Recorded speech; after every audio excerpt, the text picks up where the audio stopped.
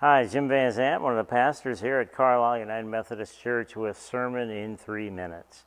Last Sunday was Palm Sunday in the Christian world, and we celebrated that here at CUMC as well. It was a great day of worship in many respects. A lot of waving of palm branches, celebratory music, the children were involved in the service, and it was a great day in many ways.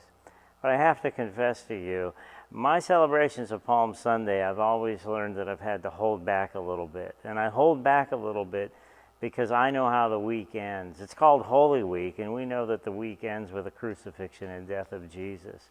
And so that's always colored a bit my celebration of Palm Sunday.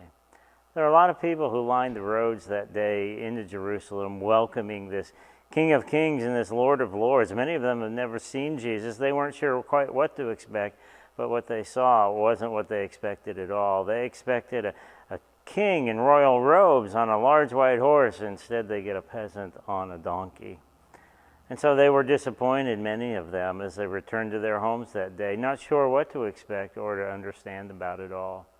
That got me thinking, many times we're the same way when it comes to God and the way He works in our lives. Sometimes God doesn't work the way we expect Him to work, and sometimes the good suffer, and sometimes the bad go unpunished in our lives, and we just can't understand how things unfold the way they do. Much like those people who lined the road in Jerusalem, not sure what to expect of Jesus. But we have to remember that God sent the Jesus that we need, not necessarily the Jesus we want.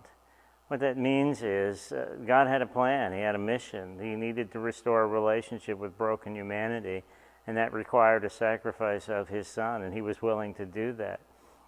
It may not have been what the people expected, but it's what they needed.